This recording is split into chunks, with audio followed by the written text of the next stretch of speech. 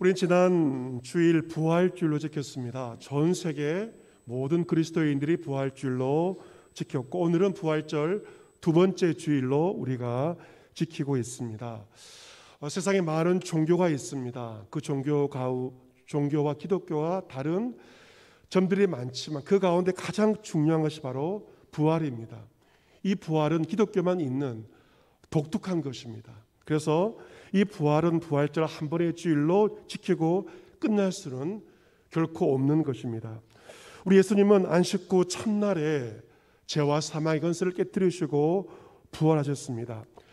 안식일이 지난 첫날에 주님 부활하실 때 우리는 그 날을 주일, 주님의 날이라고 부르고 주일을 성수하고 있습니다. 지금도 유대인들은 안식일에 예배드리지만 전 세계 그리스도인들은 안식 후 첫날 주일을 지키면서 성수하며 예배를 드리고 있습니다. 여러분께서 매 주일을 지킨다는 것, 주일을 성수한다는 것은 무엇인가?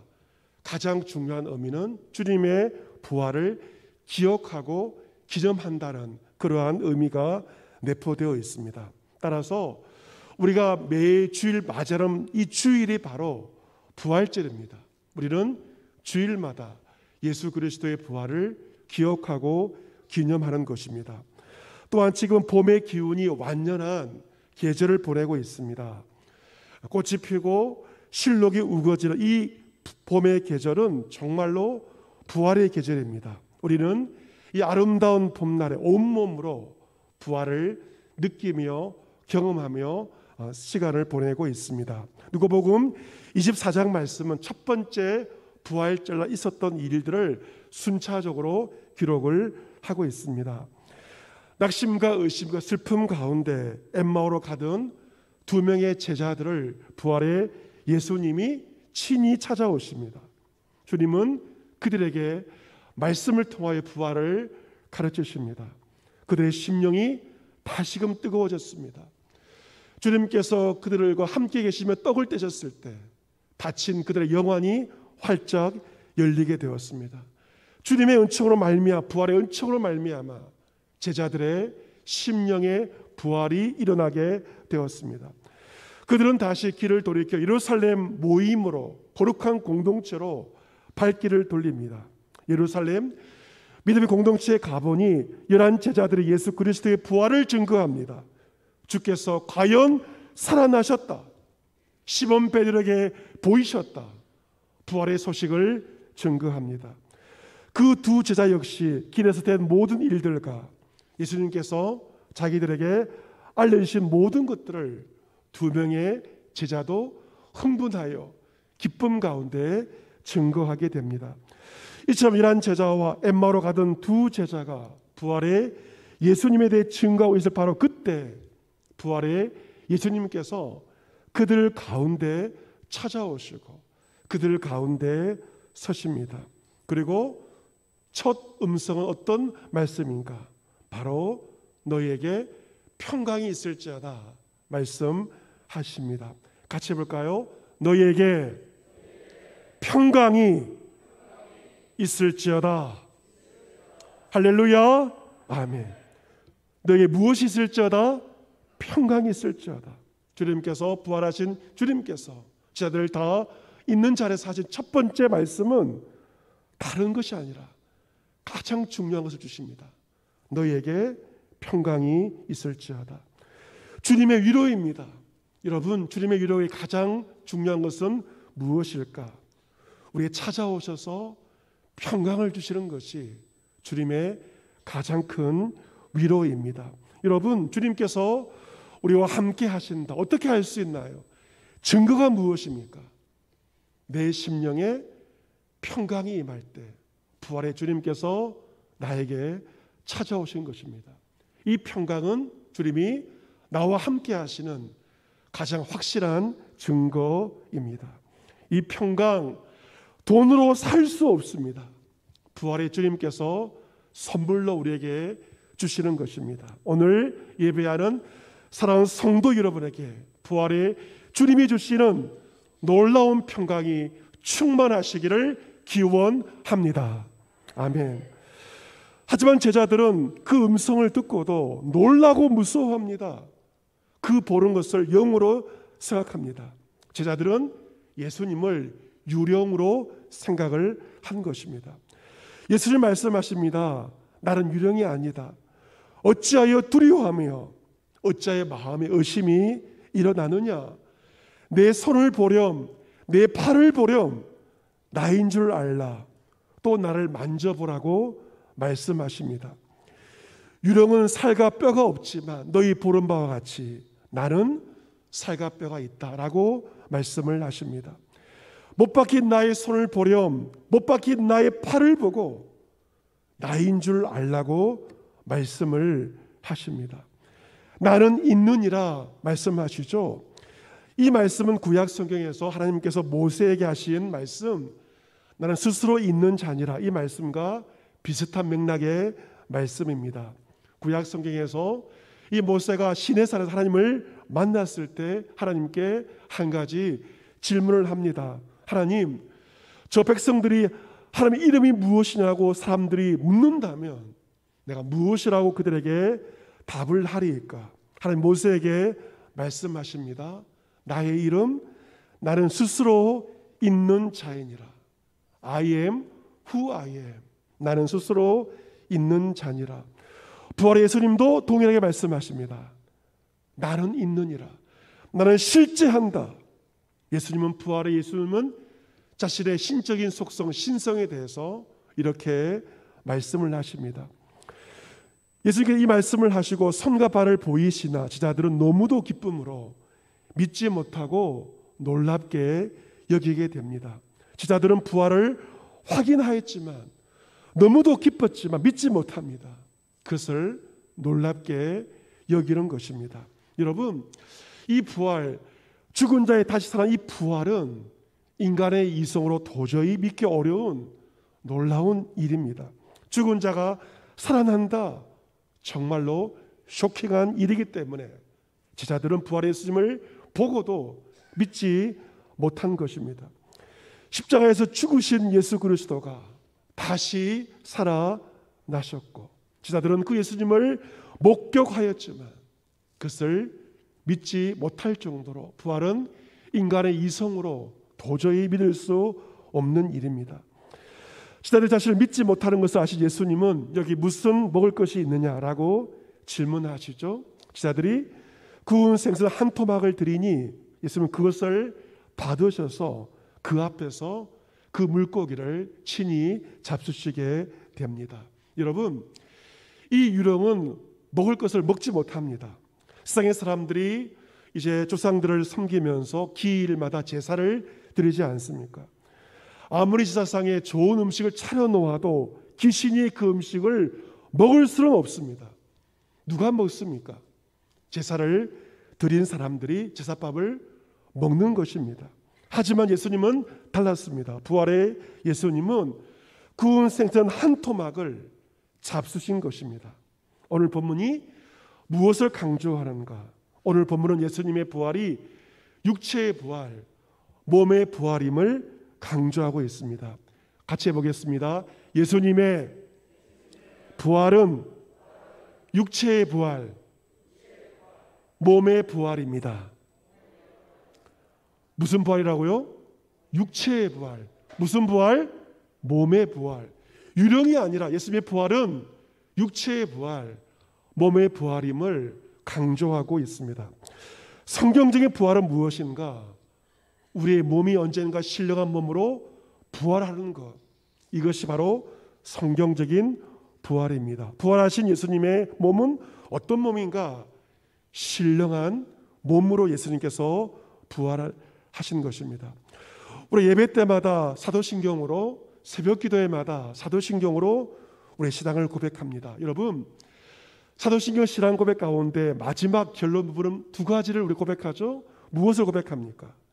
몸의 부활과 무엇을 믿습니다? 영생을 믿습니다. 같이 해보겠습니다. 몸의 부활과 영생을 믿습니다. 아멘. 우리 이것을 믿는 자들입니다. 몸이 부활할 것, 나의 이 몸이 언젠가 부활할 것을, 그리고 영생의 이 사실에 대해서 우리는 믿음으로 날마다 사도신경으로 신앙을 고백합니다. 이제 코로나가 2년이 넘게 지속이 되면서 최근에 많은 사망자들이 생기지 않았습니까? 화장을 하면 사람이 한두 시간 만에 한 줌의 죄가 되는 것을 보게 됩니다. 저희 선지께서 돌아가셨을 때 제가 상주기 때문에 화장 후에 아버지의 그 화장한 죄를 제일 먼저 제가 안게 되었습니다. 굉장히 뜨거웠습니다. 아버지의 그 시신이 한 줌의 죄가 된 것을 알았을 때 그때의 기억은 저에게 참으로 놀라운 것이었습니다. 저희 장인께서도 돌아가셨을 때 저는 사위였지만 화장한 그 죄를 제가 제일 먼저 안게 되었습니다. 사람이 한두 시간 만에, 멀쩡한 사람이 한두 시간 만에 한 줌의 죄가 되고 마는 것입니다. 요즘 화장이 어려워서 매장하는 사람들도 있다고 합니다. 매장을 하면 그 빼와 모든 것이 한 줌의 흙이 되기도 합니다. 백골이 진토가 되는 것이죠. 하지만 예수 그리스도는 사망 가운데 계속 거하신 것이 아니라 3일 만에 부활하셨습니다. 그 몸이 부활하셨습니다. 그 몸이 부활하심으로 예수님은 부활의 첫 열매가 되셨습니다. 예수님 죄의 건설, 사망의 모든 권세를 깨뜨리시고 육체의 부활을 통하여 부활의 첫 열매가 되셨기에 우리도 그를 따라 몸의 부활을 입게 될 것을, 영생할 것을 우리는 믿습니다. 지금의 몸은 아닐 것입니다. 새로운 몸으로, 신령한 몸으로 우리는 부활하게 될 것입니다. 고린도전서 15장 말씀은 부활장으로 유명합니다. 고린도전서 15장은 부활장입니다. 이 부활장에서 사도 바울은 몸의 부활에 대해서 설명을 합니다. 사람들이 이렇게 질문하였습니다. 그 당시 사람들이 죽은 자들이 어떻게 다시 살아나며 어떠한 몸으로 오느냐, 바울에게 이렇게 질문을 하였고 이 질문에 대해서 바울은 답을 하였습니다. 바울은 이 부활을 이야기하면서 씨에 대해서 이렇게 먼저 설명을 하였습니다. 여러분, 이 봄에 농사철이 되었습니다. 농부들은 그 밭에 어떻게 합니까? 씨를 뿌립니다. 씨가 얼마나 작습니까? 그런데 그 씨를 뿌리면 그 작은 씨에서 열무가 자라나고 배추가 자라나게 되는 것을 보면서 참으로 생명의 신비를 우리가 느끼게 되는 것입니다. 바울은 우리의 부활도 그와 같은 것을 말하고 있습니다. 죽은 자의 부활도 그와 같으니 썩을 것으로 심고 썩지 아니할 것으로 다시 살아나며 욕된 것으로 심고 영광스러운 것으로 다시 살아나며 약한 것으로 심고 강한 것으로 다시 살아나며 육의 몸으로 심고 신령한 몸으로 다시 살아나나니 육의 몸이 있은즉 또 영의 몸도 있느니라. 육체의 부활에 대해서 바울이 증거하고 있습니다. 여러분, 우리의 육의 몸이 있잖아요. 육의 몸이 죽게 되지만 성경은 말합니다. 예수님을 믿을 때 신령한 몸으로 다시 살아나게 되는 것입니다. 흙에 속한 자의 형상을 입은 것 같이 하늘에 속한 자의 형상을 입게 될 것을 말씀하고 있습니다. 바울은 이 부활장 마지막에서 부활의 신비를 이렇게 증거합니다. 너에게 비밀을 말하겠다. 우리가 다 잠잘 것이 아니다. 죽음을 잠에 비유합니다.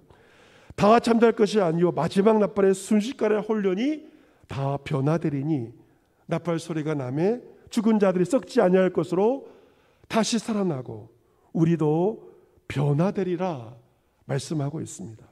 죽은 자들 썩지 아니할 것으로 다시 살아나고 살아있는 자도 변화된다는 것입니다. 여러분, 부활의 예수님은 우리에게 이 놀라운 부활에 산 소망을 주셨습니다. 여러분, 세상의 소망은요 육체의 죽음과 함께 다 소멸됩니다. 그의 지식, 그의 소유 모든 것도 세상의 소망은 육체의 죽음과 함께 다 소멸되고 마는 것입니다. 하지만 주님은 우리에게 영원한 소망, 부활의 산 소망, 리빙 호프, 살아있는 소망을 주신 것입니다. 여러분에게 복음성과 추천 찬양 한 곡을 소개해 드리고자 하는데요. 그 노래는 주 예수 나의 산 소망, 미국식 제목으로는 리빙 호프, 살아있는 소망이라는 찬송인데, 미국 교회에서 만들어졌고 최근에 한국 교회에 이제 소개가 되고 있는, 번역되어 소개되고 있는 참 좋은 찬송입니다. 주 예수 나의 산 소망 꼭 기억하시고 유튜브를 통해서 들으시면 이 부활절 이후에 더 큰 은혜가 되는 찬송입니다.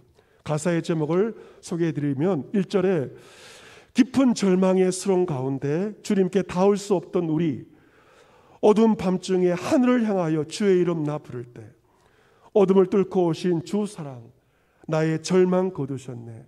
주님의 공로 다 이루셨네. 주 예수 나의 산 소망. 2절입니다. 그 누가 주의 자비를 다하라 한없는 은혜에 측량할까.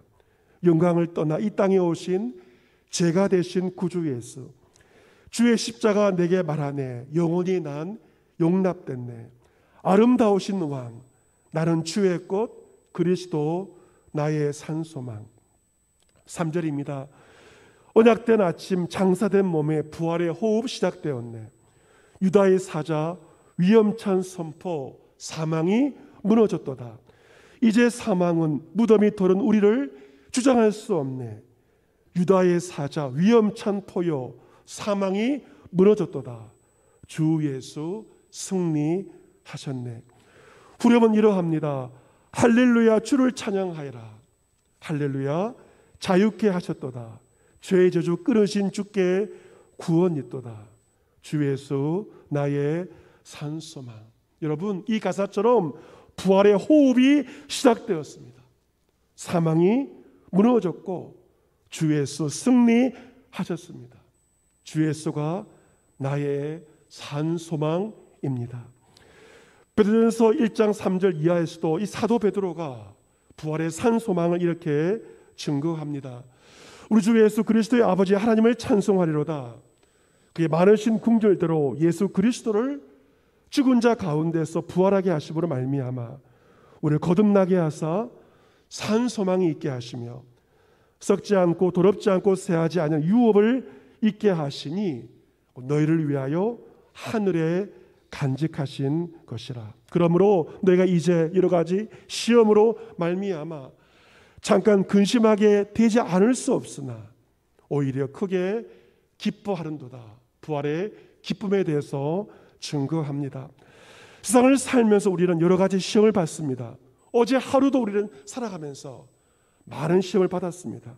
그 시험 때문에 우리는 잠깐 근심하기도 합니다. 하지만 하나님은 예수 그리스도의 부활을 통하여 우리를 거듭나게 하사 산 소망을 주셨습니다. 우리의 소망이 이 땅에 있지 않고 하늘에 있습니다. 우리의 소망 죽은 소망이 아니라 우리의 소망은 살아있는 소망입니다. 이 산 소망이 있을 때 우리는 시험이 찾아올 때 근심 가운데도 오히려 부활의 소망 가운데 기뻐하며 살아가게 되는 것입니다. 빌립보서 3장 21절에도 사도 바울 역시 부활의 산 소망을 이야기합니다.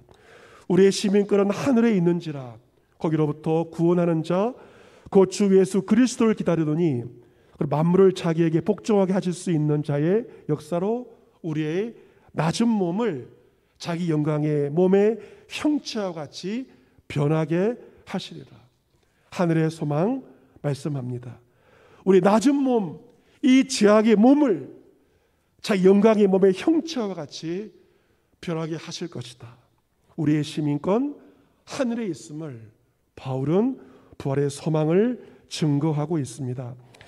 지난주일 부활절 찬양 예배 때 오신 손영진 사모님과 정철호 목사님은 미국에서 오래 사셨기 때문에 미국 시민권을 취득하셨다고 합니다. 이제 나이가 있기 때문에 한국 국적도 동시에 가질 수 있다고 하십니다. 그래서 한국에 있을 때는 대한민국 국민으로, 미국에 있을 때는 미국 시민으로 살아갈 수가 있는 것이죠. 미국 시민권 대단합니다. 미국의 패스포트 대단하죠. 전쟁이 발발한다면 미국은 모든 시민권을 가진 사람들을 소집하여 안전한 곳으로 책임지고 대피하는 것을 보게 됩니다. 그러나 진정 우리의 시민권은 어디에 있는가? 미국 시민권도 이 땅에서만 유효합니다. 우리의 진정한 시민권, 바울은 말합니다. 우리의 시민권 어디에 있는지라? 하늘에 있는지라. 저와 여러분 하나님 나라의 백성인 줄로 믿습니다. 우리의 시민권 이 땅에 있지 않습니다. 우리의 시민권은 하늘에 있습니다. 예수님은 우리의 이 낮은 지악의 몸을 자기 영광의 몸의 형체와 같이 변하게 하실 것을 약속하십니다. 이것이 우리의 산 소망입니다. 이 소망을 가진 자 시험을 받으나 견실합니다. 흔들리지 않습니다. 항상 주의 일에 힘쓰며 살게 됩니다. 여러분, 교회가 어떤 곳일까? 왜 우리가 교회에 모입니까? 교회에 모인 성도들이 부활의 소망을 가진 자들입니다. 천국의 소망을 가진 자들이 교회에 모여 부활의 주님을 예배하고 있습니다. 교회에서 무엇 하나요? 하나님 나라 들어갈 연습과 준비를 하고 있는 것입니다. 그렇다면 하나님 나라가 어떤 곳일까? 바울은 말합니다. 하나님의 나라 천국은 먹는 것과 마시는 것이 아니요 오직 성령 안에 있는 의와 평강과 희락이라고 말씀하고 있습니다. 하나님의 나라는 성령 안에 있는 의와 평강과 희락, 기쁨입니다.